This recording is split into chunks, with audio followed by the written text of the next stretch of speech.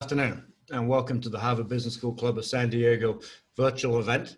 My name's Edward Hughes. I'm the president of the HBS Club here, and we're delighted that you are joining us. Before I introduce our speaker or fireside chat participant today, just a couple of words. Firstly, thank you for our sponsors for continuing to support the club as we move to an entirely different format in terms of being virtual. So this is, obviously an interesting time. I hope everybody is well. I hope everybody is safe. These are challenging times, obviously, during this pandemic and the economic issues the country is going through. But it also means that, everybody has to adapt. And, our HBS Club is having to adapt to that as well. So as you've seen in some of our communication, we've moved to a virtual programming type of format, at least for 2020 and possibly into 2021. That actually is, it's different in that we're not going to get the face-to-face networking, but it actually opens up for some really interesting possibilities and helps us deliver on our mission, which, continues to be to educate leaders who make a difference in the world and make San Diego a great place to live and work. And we've been living that mission for quite some time, and I think we've been doing a pretty good job of that. Some of you have had the opportunity to see our most recent newsletter that we just put out. And it talks about, obviously, with COVID-19, how we're pivoting our programming to virtual and global in reach. And in some regards, this new normal is going to be better than ever because it's going to allow us to get people from all over the world, and including our distinguished guest today, to participate in programs where traditionally, normally, we would have talked to people who lived or worked in San Diego. So I think, it's going to be a really interesting format. We have some great programming coming up for you. In September, we have Bill Sahlman, who are founder and CEO of Pershing Square Capital, as you know, a billionaire activist investor, doing a lot of very interesting things, raising a blank check company at the moment to go after some interesting acquisitions. We have on October 1st, Professor Francis Fry from HBS, who's a fan favorite and a terrific professor there. In October 20th and 21, HBS is putting on the Global Networking Night, and interestingly, we're doing this over 2 nights. So the first night, HBS is going to share with us, it's going to be a programming event from HBS where they're going to have a couple of professors talking about some of the research, and then the second night is going to be a club night where we're going to do some kind of virtual event and kind of either process what we heard the night before or talk about some of the things that are going on in San Diego. So that's still kind of work in progress, the details of that event, but it should be pretty good as always. And then on October 29th, we have Kevin Sneeder, who is the global managing partner, or basically the CEO of McKinsey & Company. He's actually a section mate of mine and I've gone on to do great things at McKinsey. So we're going to have a pretty broad-ranging series of conversations about some of the things McKinsey's looking at, whether it's the global economic situation, whether it's climate change, diversity, and other things. So it's going to be very interesting. And that's some of our program that's coming up in the short term. The other thing that we're really proud of at the HBS Club of San Diego is our commitment to making San Diego a great place to live and work. And we do that through a couple of initiatives. We'd like to believe that having a strong social enterprise or nonprofit community is very important. And over the last 15 or so years, we've invested pretty heavily in that. This is a chart showing the cumulative investment from the club in San Diego's nonprofit community. The red columns or bars basically show our investment in sending CEOs back to HBS for a week-long program called Strategic Perspectives in Nonprofit Management. And we've had, I think, 37 CEOs from local nonprofits go through that program. And more recently, we have been in a position where we've been donating cash to local nonprofits to basically support those organizations and continue to hopefully make that better and stronger. So for today, the logistics are pretty straightforward. We're going to be doing a fireside chat. Basically, I'm going to be asking Professor Sahlman a number of questions. We are then going to open it up for Q&A. The Q&A will be basically, you can type your questions into the question tab, and then towards the end of the session, I'll be reading those questions out, and we'll try and tackle as many as we can. The program will be recorded, and so will be available to members and to people who have subscribed to the program after this. So with that, let me stop sharing the screen and introduce our guest today. Professor Bill Sahlman, as many of you know, is a legendary professor at HBS, certainly one of the top-rated professors. I believe he joined HBS in 1980. He's the author of probably several hundred cases. He's written a couple of textbooks. He's best known, obviously, for all his work in entrepreneurial finance. He has seen more business plans than probably anybody that I know. And he is obviously a student of entrepreneurship, a scholar of entrepreneurship. And I know when I was going through my MBA program, he was the top-rated professor to try and get into his entrepreneurial finance course in the second year. And so I was thrilled to get into that. And so, Bill, welcome. It's great to see you again. I think you're on mute there, Bill. Muted. I had unmuted, but apparently got switched back. Anyway, great to be here. Okay. Great to participate in the club event in a wonderful place. Bill, thank you. I know we had the opportunity to meet with you probably about 10 years ago when you came out here. So, but as I say, this virtual programming allows us to do some different things. And so, again, thank you for taking the time. So, I've got kind of three genres of questions. My first is going to be around entrepreneurship and how that's changing and some of your thoughts on that. My second is going to be a little bit about you and your career. And then finishing off with talking about HBS and what's happening and some of the dynamics there. So hopefully this will be kind of interesting. But let's start with entrepreneurship. So you've studied this for 50 years, probably.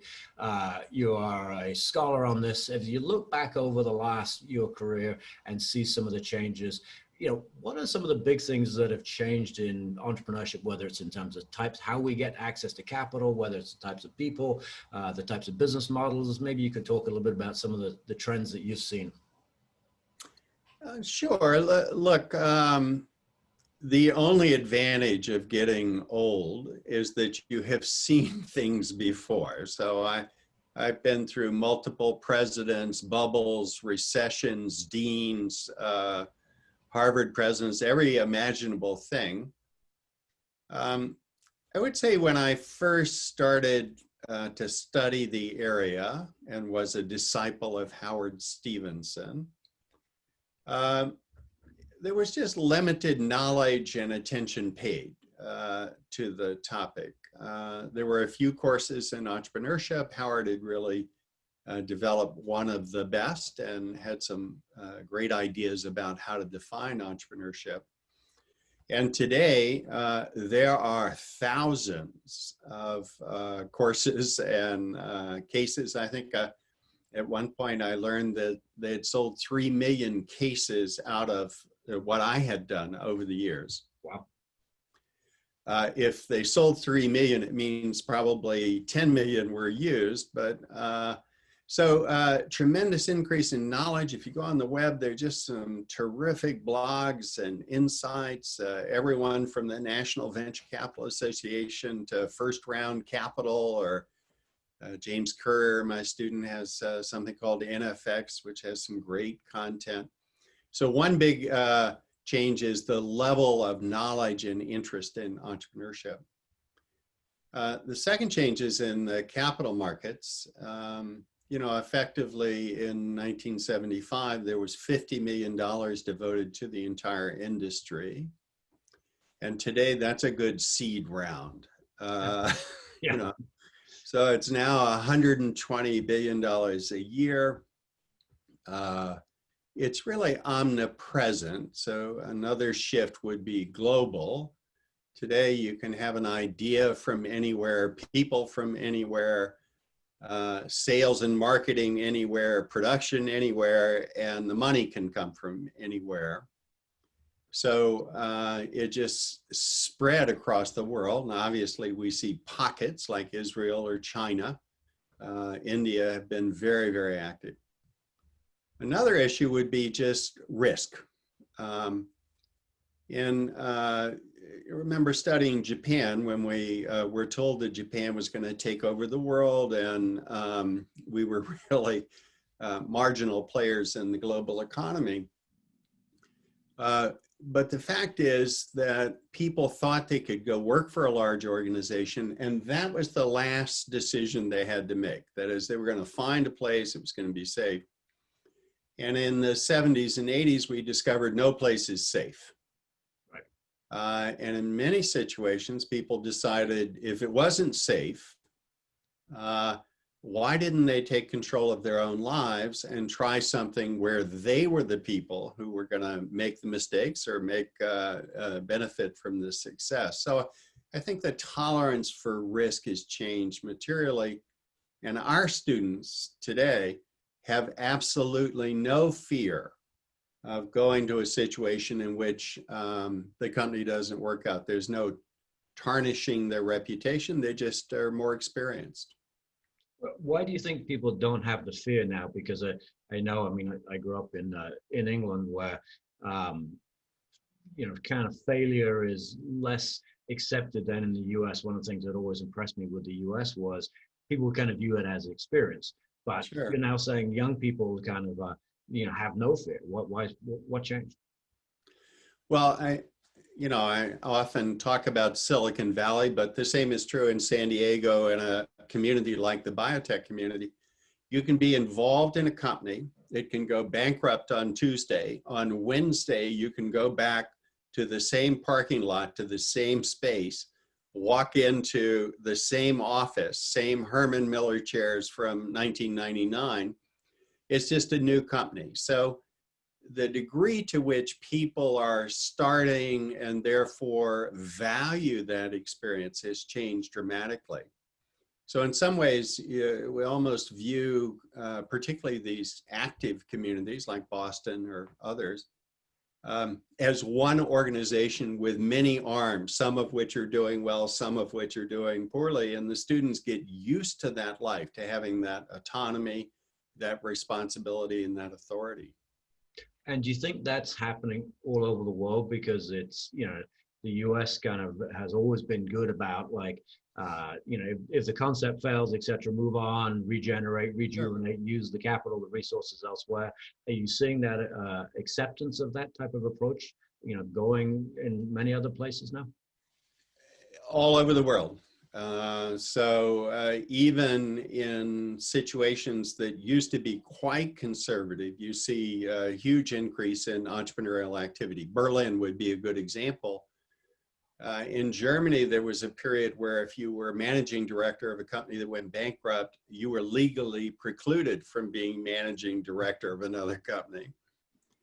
But basically, opportunities are everywhere. So I think the other part of the story about the increase in capital, increase in human capital, is that there are opportunities everywhere. We have 7.5 billion consumers. We have the ability to test things inexpensively, to gain access to suppliers, people, customers, and that's unprecedented. So that's part of the rationale.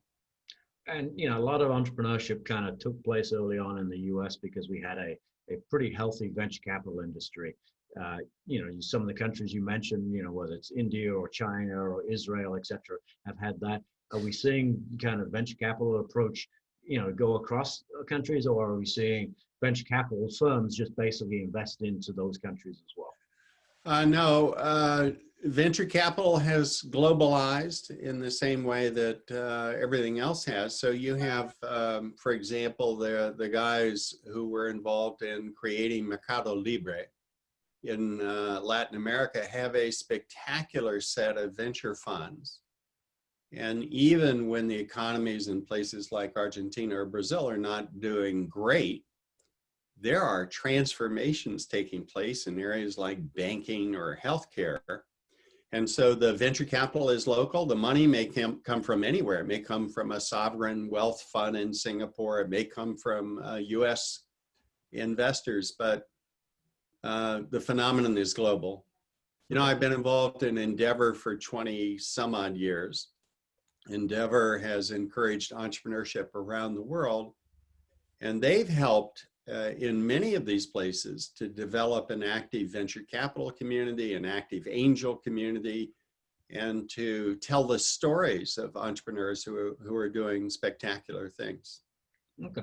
And you said opportunity kind of is, appears all over the world. So how do we think about, are we backing the jockey? Are we picking the person? Are we backing the idea? Are we picking a big market? I mean, how do you kind of, with your experience, look at that and say, what's kind of the key leading indicator of success? Well, there was a great debate many years ago. Arthur Rock was sort of, I invest in people, not ideas. Don Valentine at Sequoia was, I invest in markets. I obviously want great people. I like both. I'd like great people pursuing big ideas.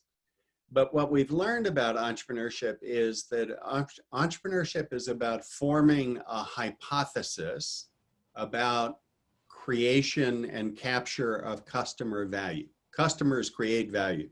You can organize where your costs are less than your price in present value terms.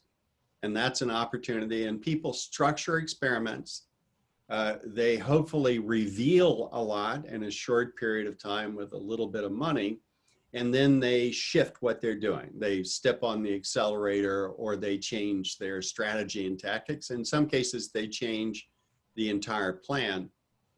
So I think part of what I'm saying is that there's so many markets where you need change. Like healthcare is $3.8 trillion in the US. It's costly and not great. It's certainly not great across the entire country. And so people are redefining primary care. They're redefining telemedicine. They're redefining how we all deal with chronic disease. So I think where people, everywhere people live, there's some version of an opportunity revolution taking place where they can run inexpensive experiments, and they can, if they find traction, get the capital they need. Okay. And, as you say, there's opportunities everywhere, and they can potentially get the traction. I mean, I remember when I did your entrepreneurial finance course back in '92, you had a couple of organizing frameworks: people, opportunity, context, deal. So maybe you can talk a bit about that and, explain that for our audience, but also, is that still the same model you use today, 25 or 26 years later, whatever it is? Yes. Well, I'm not really that innovative in my model. It's like my late colleague in disruptive innovation. Once you get something, run with it. It's pretty good. No, I needed, like everybody, an organizing framework. I need some way to understand what people were proposing to do, to assess the degree to which they were the right people to pursue that opportunity at that moment in time, the degree to which they structured deals internally and externally that gave the company the possibility of success. So they didn't give away all of the company. They didn't raise money in a structure that made it impossible to raise more money. So the people, opportunity, context, deal, the idea of how they fit together today and how they're likely to fit together tomorrow, and the decisions you make. The three questions: what can go right, what can go wrong, and how do you manage the relationship between risk and reward? Those are the core elements of what I do and have continued to do forever. Okay, so that framework is still kind of relevant, even with the obviously huge shifts in digital economy, et cetera. Sure. You haven't really seen much of a need to tweak that framework. You think it still applies? Yeah, because it's just a language. It's just almost like organizing your thoughts. So if I look at a company today doing digital chronic care management, you see a situation in which the technology has changed. So the devices have changed, they've come down in price. An Apple Watch can do an EKG. You can hook up devices to measure blood sugar. You can have coaches and feedback because relatively inexpensive to deal with the population. I mean, as you work out how many people are required, the context and reimbursement rates, things outside of your control, have made it feasible to have the revenues exceed the cost. And the demand for it is huge. We've got vast numbers of people suffering from type 2 diabetes in the US, and that is a global phenomenon. So everything I would describe about the US market is occurring in China and Mexico and India and all across the world. So the people, opportunity, context deal, trying to make it higher likelihood of a big success, that's all in place. Okay. And you mentioned that some of your questions, what can go right, what can go wrong, and then how do you manage that? So when you look at entrepreneurial situations, I mean, it's kind of how they pivot and change, et cetera, that, many times leads to success. And so, I'm sure when you've looked at people's first business plan, it actually bears no resemblance to what they end up doing. So maybe you can talk about how you think, like entrepreneurs to process as they kind of walk their way through these things. Sure. One of my favorite examples is the team of Todd Park and Jonathan Bush, who started a birthing center in a little place called San Diego. Okay. And they discovered that it was hard to manage the process, hard to get paid, hard to deal with the paperwork. Todd and I think his brother helped develop software to manage the office. That's now called Athena Health. That's pretty good. Multi-billion-dollar market value company that really is a leader in electronic health records managing offices, doctors' offices. So you discover a problem occasionally by getting in the market, and your idea wasn't great. But there's a big idea. There's a pony in there somewhere.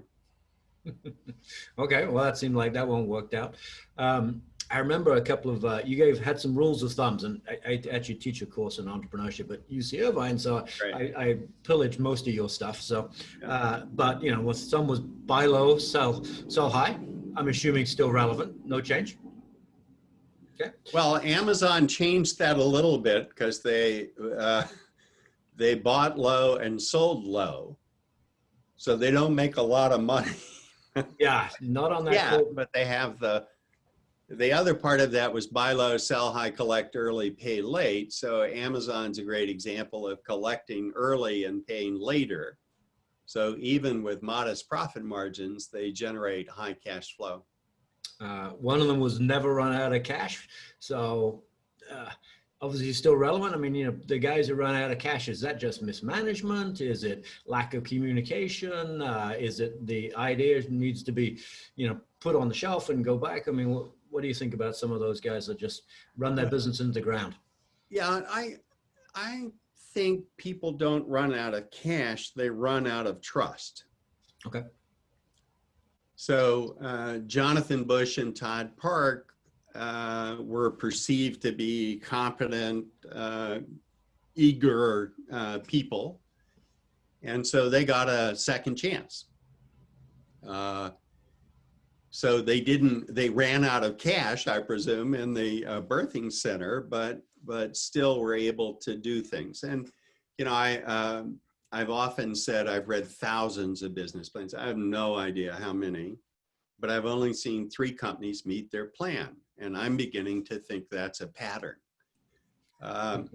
So almost everybody has to shift what they're doing. Even Apple, the original business plan for Apple thought they'd do 12 million the first year and they did 8. Oh my goodness, what a horrible plan. But they were able to raise money because they had assembled a great team. Mike Markkula being the CEO, really, really terrific person, talent, in addition to Steve Jobs and Steve Wozniak.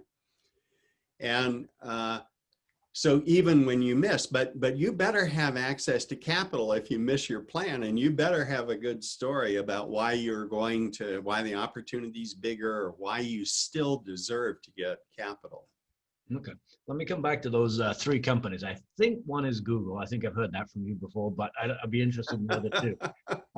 So one of your kind of rules of thumb is who you raise money from is as important as how much. And I know some people just don't understand that. They think, well, I'm going to get a check. That's what I wanted. So why do I care? Maybe you can talk a bit about that. Sure. Well, Google actually wandered in the dark a bit, I would say, before it became clear that they had what they would really need is a team in place. So adding Eric Schmidt was important to Google. Finding a business model, they actually took elements of something that or I guess it was GoTo.com, Overture, that had been purchased by Yahoo, had developed, and they created AdSense, which is one of the astonishing creations. You know, I often talk about Mitch Kapor and Lotus. Right. So Dan Bricklin and Bob Frankston helped develop VisiCalc based on what Dan had observed in Aldrich 8, I think.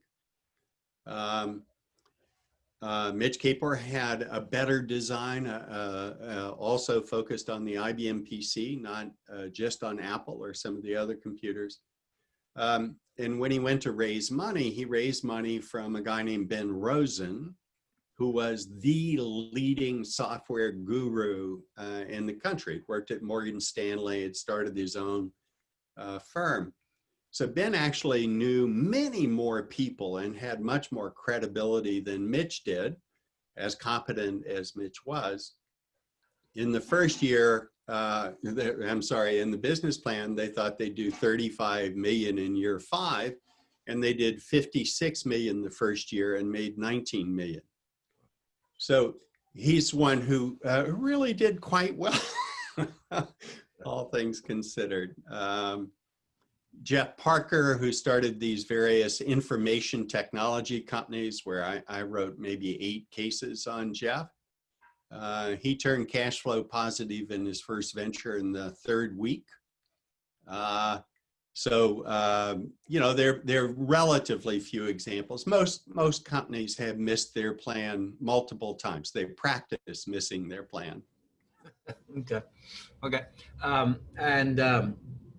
If you think about Jeff Bezos and Elon Musk, sure, two obviously super successful guys, but a very different approach to how they do business. Sure. Maybe you can talk a little bit about, you know, how you think. Sure. You know, I've had a couple of cases on Amazon. My student Joy Covey was the CFO before they went public, and was there for a while. You know, what I would say about Bezos is he's the best experimentalist I know. Right. He's constantly, I've got a granddaughter crying in the background, so if you hear a few tears, I don't know what that is, but someone's there. Jeff had a list of 20 things he thought could work on the web, starting with books.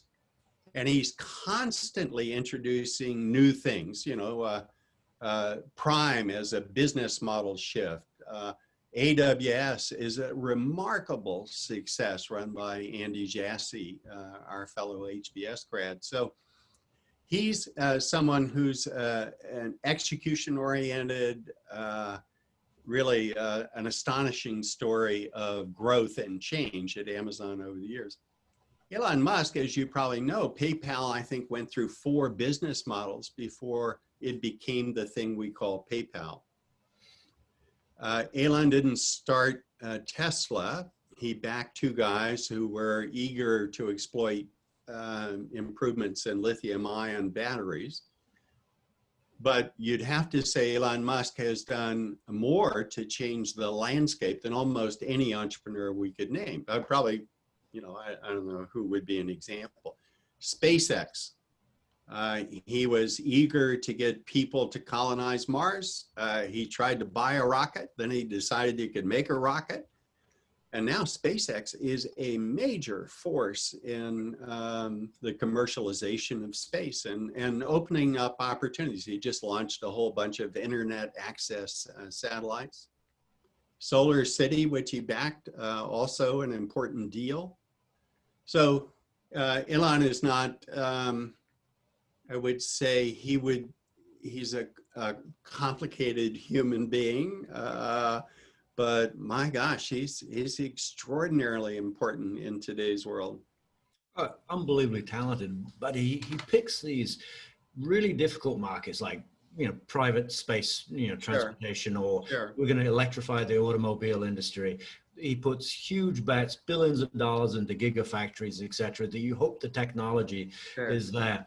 And so he's obviously done phenomenally well. But as you teach students, I'm assuming that you're not saying go be the next Elon Musk, because the probability of success is so limited relative to, say, like a Jeff Bezos, who does a fantastic job of experimentation. Oh, no, I think I say the same thing always, which is don't bear risk without reward. So pick something where there's a big enough market to create and capture enough value. It's like Athena Health coming out of a birthing center. The fact is, healthcare is a huge market. A niche market was a birthing center. A very large market is helping manage all the doctor's offices and insurance claims that you could possibly have. So in a lot of situations, Uber's maybe one of the best examples. Uber started out owning 3 Mercedes-Benz limousines and having a text message system to communicate, come pick me up on Fifth Avenue. When they wrote their business plan, they said, we're going to expand by buying more limousines. Okay, that's just a bad idea. So I might tell someone, well, yeah, maybe testing whether or not people would use a smartphone or BlackBerry at the time to communicate with a driver. That's a good idea. But it turned into a massive idea, and I think far beyond what anyone would have imagined at the time. So entrepreneurship is one of those things where you want to get into a fertile area. You want to get in where you have the possibility of developing a compelling business model, and or you want to morph into something that's related. And let's talk about early on. A lot of entrepreneurs are told to write a business plan. And that's changed. I mean, some places are, people were writing 50, 60-page business plans. And as you say, but you've seen the business morph. So what's your thinking on business plans nowadays? No, business plans, the sort of narrative version of a business plan is not the important thing. It's a description of a market and a strategy for creating scale economies or network effects. It's a strategy for acquiring the resources you need.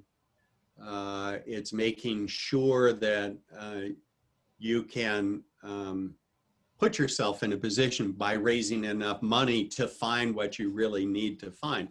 So you can do that in 5 pitch deck slides. I think Jeff Bezos now gets all of his managers to write memos, short memos, sort of like the old Procter & Gamble write a 1-page memo. You go to a meeting, you have to read. The first part of the meeting is reading the memo, and then you have a discussion. So you can have any arbitrary way of provoking people to think that you could do something important. And then you go through this extensive process of people testing your ideas or you creating a test with real customers, real products.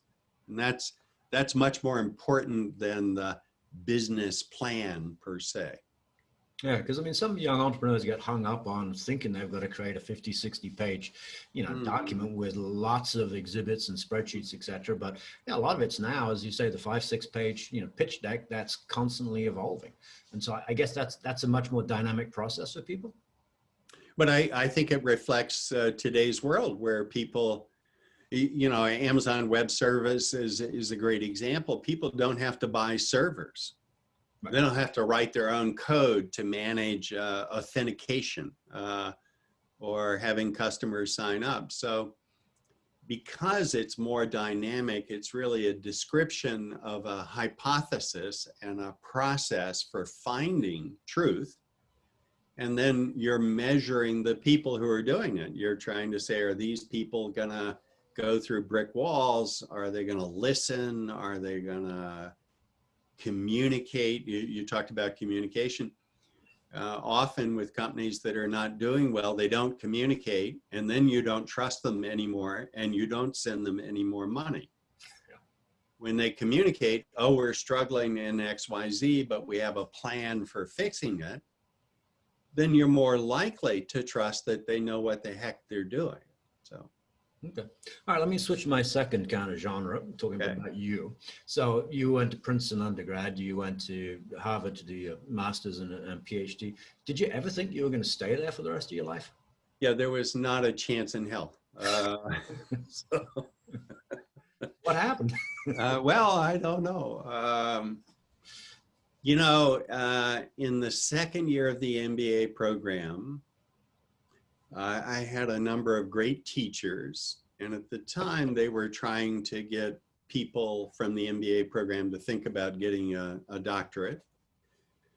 And so a number of them asked me to consider that, and I sort of loved the school. I loved the teachers. I loved what I was learning, and so agreed to go in the PhD program.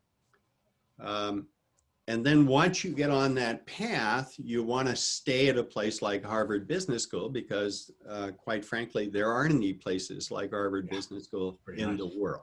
Right. They're great business schools, they're great students, but nothing quite like Harvard. Now, the most surprised person was my wife, Carol, whose father is still an emeritus professor at Princeton. Huh. And she thought, great, we're going to escape the life of pipes and leather patches on your jacket and erudite conversations. And then lo and behold, next thing she knew, that's what I was doing. So I don't think I've ever seen you smoke a pipe, though. No, well, not that I would acknowledge in a large audience. Yeah. Okay. So what was it about HBS that kept you there? Because I mean, it's one thing to complete your PhD, but now you spent your whole career there. Yeah, but I've had the best job anyone could ever possibly have. I have written 220 cases. I've had 6,000 students take entrepreneurial finance. I created an online course. I helped create the first year entrepreneurship course called the Entrepreneurial Manager. I ran publishing for a decade. I ran external relations for a decade. I had taught 6,000 students. Then I had to meet the other 75,000 when I ran alumni relations. But think about, having Jeff Bezos in class, or Linda Rotenberg from Endeavor, or I wrote a case last year, the second case I've done on Sal Khan and Khan Academy. So having Sal Khan participate in class is just, he's a remarkable person doing important things. So that's been my life. And I wouldn't trade it for anything. That's awesome. I have a little phone ringing action in the background. There you go. Yeah, it's from Guthrie, Oklahoma, which I'm thinking is not, hold on, what?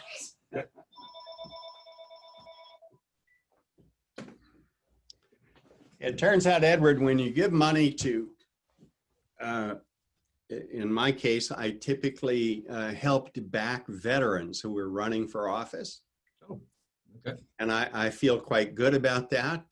People with strong capabilities and values, but they call constantly trying to get $5 and $10. And it's just sort of a vicious process. So. And obviously you give them your home phone number as well. So Yeah, well, you're required to when you make a donation. You have to do something like that. So anyway. now talking about office. I remember going to your office a few times, and it was Sure. a pile of paperwork everywhere. Sure. How does it look nowadays? Oh, worse. It's, the inflow of paper exceeds the outflow. But, I found the original business plan for Lotus. It was written on fanfold paper. It had all of my notes to Mitch because we were going back and forth about in the early days. I played no role other than to read the plan. But there are a lot of important things. People know that I was involved in Segway for a number of years. That apparently did not work out. So I bought a very expensive set of anecdotes. But I have all the original business plans, projections, finances for Segway. And, frankly, I'm loath to throw them away. Someone might find them interesting at some point. I was going to say it's going to be a great collection at some point. So you've met these unbelievable entrepreneurs. Did you ever, and I know you've invested in a lot of businesses and helped these entrepreneurs, did you ever want to go out and just do one yourself and be an entrepreneur? No chance. Again, I can be helpful to people because I've had lots of experiences. I've seen things work, seen things fail, and I can connect people who ought to be connected, who might not otherwise meet easily. And mainly I can just learn from the process. So I have acquired an education through investing in companies. Some of the education has been more painful than other parts of the education, but I've learned, fortunately, you can only lose 100% of your money in any single investment. So, but it's been great people, great ideas. And now I know you're a big believer in kind of entrepreneurial approach to solving other problems. Sure. I think you're working on a new course. Yeah. So, and that's going to tackle some pretty big issues. Tell us a little bit about what you're thinking.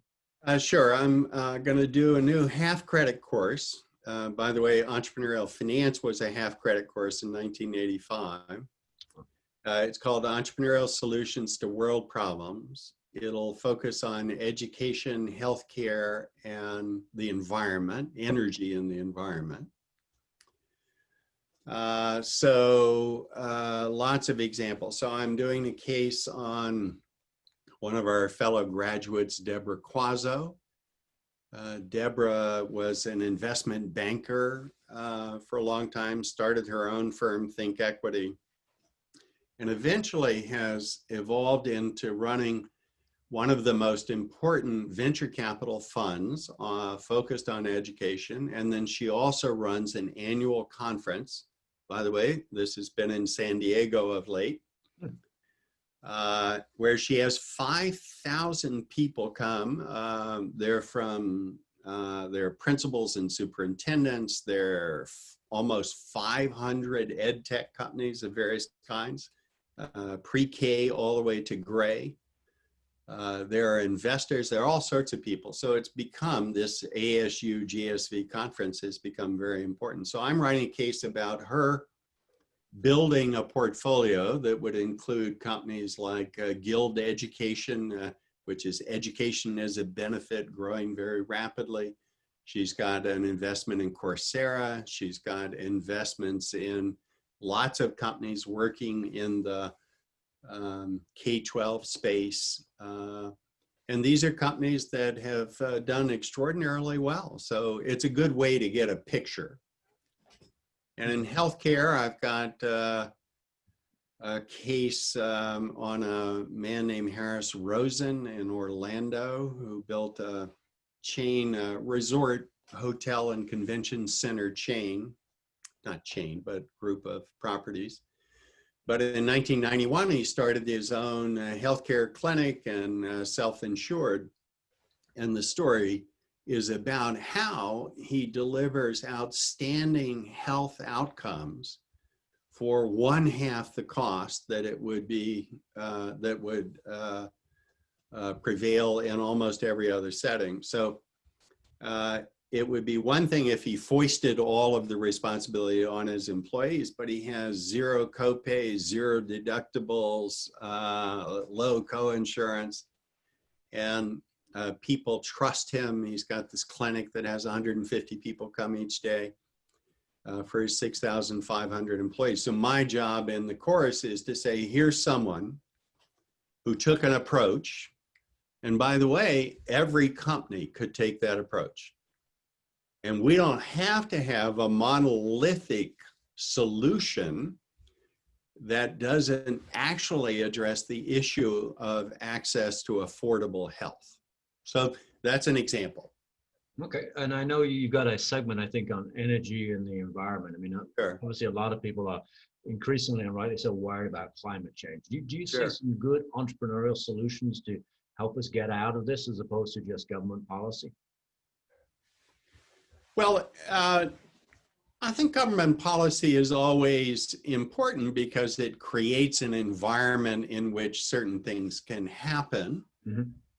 And occasionally it tilts the balance. So I'll give the example of solar. So when solar began decades ago, it was very expensive, exotic, hard to manufacture cells, hard to get efficiency. But over time, solar has dropped so far in cost that it's not only cost effective relative to coal or natural gas, in some cases, it's simply less expensive. And in contrast to a volatile oil or gas market, the sun is up there most every day, and the sun doesn't change pricing according to demand. So all of a sudden, because Germany and Western Europe subsidized solar, and then the Chinese subsidized manufacture of solar cells, we're in a situation in which in a place like India, you could imagine having 30 or 40% of the energy supplied by solar. That's pretty remarkable, but there are hundreds of solar focused companies like Cylinder or whatever, that have failed that now create the opportunity today. And there's a new set of entrepreneurs, in some cases, including the former group, who are going after that opportunity big time. It's one of the biggest in the world. Okay, cool. My last genre of questions about HBS. COVID-19 has changed a lot of stuff, and you are probably one of the most skilled facilitators or moderators of case discussion. Sure. How's that going to work out when people are doing it virtually? Yeah. Well, the school obviously went into quick change mode in March, like everyone else in the world. I think in some ways case discussions work because there's a certain level of trust and interaction. I think the professors can figure out how to handle calls and getting discussion going between students. But frankly, we have a lot to learn, and it's likely the school will go with smaller class sizes. So for example, I will limit my class size to 49 students. In a section, and the basic idea is Zoom limits the number of people who can be on a screen to 49. It's tiny little boxes. Well, I have an overhead projector and a large movie screen. So I'm going to have all 49 visible in larger than probably larger than the small Zoom screen. But the fact is we're all going to have to adjust. I'm going to have to come up with different ways to have them break out and talk to each other. I'm going to have a different use of guests, I think more integrated into the class discussion. I and others are working on how do I do blackboards, because it used to be that I would write, and if a student said something great, it would go on the board. And if the student didn't say something great, it stayed in the chalk, literally captured forever. Yep. But the school, I'm very proud of the school. I'm always proud of Nathan Noria, but people like Francis, everyone else, have poured their heart and soul into figuring out how to do this effectively. And I'm eager to see how it plays out. Well, I mean, if there's ever a place that's going to figure it out, it's going to be HBS. You mentioned Dean Noria, so he's done a phenomenal job. I think he was hoping to retire, but we've kept him on a little bit longer. So I think you were part of the recruitment process, or at least making him dean, weren't you? Part of the selection committee? Yes, I was, although believe me, that's a process that involves gray smoke, and anything dealing with Harvard is complex. The fact is he's done a magnificent job. He's a wonderful human being. He's bright, a great speaker, great connector. And we've been lucky to have him. Picking a new dean actually is not as hard at HBS as one might think. The school's in good shape, even though it's going to take probably $100+ million hit to its budget through exec ed and other issues. So I think it's not coming into a situation that requires a reboot. Instead, it's trying to figure out how to remain relevant and, more important, in the world to come, and how to continue to get the best students in exec ed and the MBA program, and the best teachers. Teachers, I think getting faculty members is probably one of the hardest things any dean has to do. I know that the ratio of applicants to acceptance is like, is 6-7% acceptance rate or something like that. So, I mean, I would assume faculty members from all over the world want to be, part of HBS. Has that been a challenge to get people? I think, Edward, there's been a shift over the years. So in many ways, people who would have gone to an MBA kind of program or to a business school often ended up going into business. So the relative opportunities, you mentioned McKinsey before. So people could create a fabulous career at those kinds of organizations, and lots of people who might have considered being a professor went into them. And there was a shift in the PhD programs around, so that people who ended up getting PhD were very discipline focused. They might have been economists or social psychologists. And so their natural affinity for business, their connection to business, requires time, it requires exposure. So you had a shift in the supply of people who would consider joining the faculty. And it takes 10+ years to get all the way to tenure. And there's a modest probability at each stage of being allowed to continue at the school. And so I think it's been harder than we would hope. Okay. So I think you said you thought this was the best job in the world. So if you had to do it all over again, would you do the same thing, or would you do something different? Yeah, no, I do the same thing. I mean, I look, think about all of the people. You and I have talked about your various ventures over the years. Right. So I probably still have a metal-coated ping pong ball that you can stand on. Right. That's why it's buried in my office somewhere, but it's safe because you can stand on it. So it's been terrific for me. I think when people understand what the job is, it's not just teaching, it's not just research, it's this complex interaction with people in the community. that we would have more people eager to do it. Right now, I will tell you that the professors of management practice, the senior lecturers from the practitioners, is the most astonishing group I have ever worked with. So many people know Joe Lasseter joined me 22, 23 years ago. I don't think there's a better teacher I know than Joe.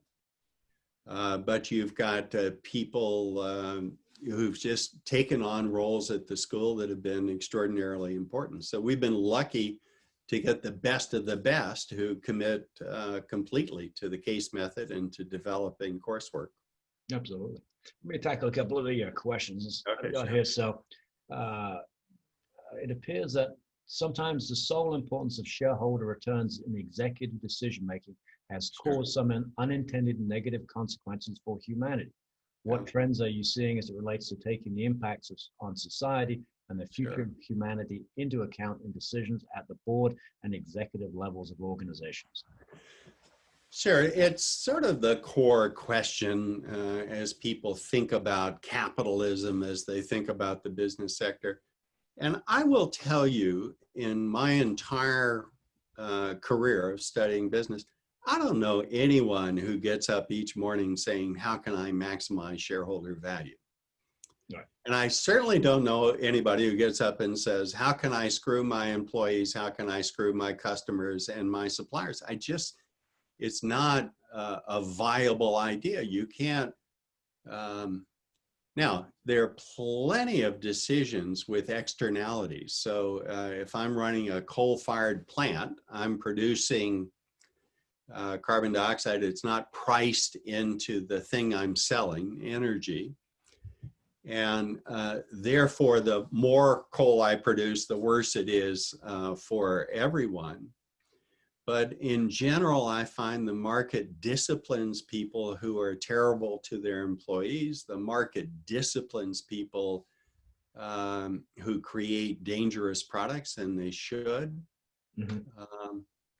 So I think it's a horribly important issue for all of us to talk about inequality, to talk about gender, to talk about trying to make the world a better place through our business and social activities. But frankly, I don't think of it as this existential moment where shareholder maximizing CEOs are destroying the world. I just don't think about it that way. Yeah, and I think one of the questions is, has the principle of maximizing shareholder wealth evolved or changed in the era of social entrepreneurship? I mean, I think that's kind of talking to what you're saying. And yeah, people think about multiple things as opposed to just maximizing the value of the company. Well, I would also point out in the social sector, you have to create value. Yep. So Salcon has to create a set of services, products that are sufficiently valuable that philanthropists choose to back him rather than invest it in some other activity. He has to create a set of activities that attract the right people who are extraordinary. They're the best people in Silicon Valley. So in all of our endeavors, we're put to a test where there has to be more value assigned to what we're doing than the cost of all the resources. And, you know, frankly, I know so many people who really care about every aspect of their community. You know, I could give thousands of examples of organizations that really pay attention and try to do the right thing. And you mentioned inequality, and there's a question about what opportunities do you see for communities of color to raise capital and participate in entrepreneurship? Sure. Well, first of all, the venture capital community, and I had done an HBS alumni conference with the venture capital community. It's got a bad track record on gender and a worse track record on race. So I think capital and the kinds of decisions people who are different make is a critical element of the change. I think entrepreneurship has shifted fairly dramatically so that people perceive, again, going back to the risk reward, fear of failure issue, I think more people are experimenting in entrepreneurship. If you went to the iLab at Harvard, you would discover it's a multiracial, multi-gender, multi-everything place. And that gives me hope that over time, capital and opportunity and entrepreneurship will all meet productively, but it's too slow. And, you know, it's a disappointing aspect of the economy. Okay. So we're about on time. So let me finish with this. And obviously you are still very enthusiastic, passionate. You're actually starting to create a new course, etc. So if you had to think about what your legacy would be, what would you like it to be? Well, each of us inherits responsibility for our family, for our community, for the organizations we work for. And so when I think about the business school, I have not a love-hate relationship, I have a love relationship. And the students, you know, I've interacted with thousands of my students, and some who assert they were my students, but were not my students. I've just enjoyed trying to be helpful. So, you know, again, I want to make the place I am a better place. I want to be helpful to people as they go through the agony of defeat and the thrill of victory over time. And, you know, that's what I do. Well, I can certainly say that I found you to be an inspiration. You've kind of helped guide my career. You've been very influential in the thought process. I remember the whole speech about going to a bigger company, getting some experience, working for a medium-sized company, doing your own thing. So I think if being helpful is kind of what you want to do, then I think you've done a fantastic job. And Bill, I want to thank you for taking the time to be with the club today. We really appreciate that. And it's always great to talk to you. Well, I appreciate the opportunity. I'm sort of happy my granddaughters didn't come to visit, and I will go play with them now. Anyway, thanks so much. Okay, thanks, Bill. Be safe. Take care. Thanks, everybody, and we'll see you at the next event. Thank you.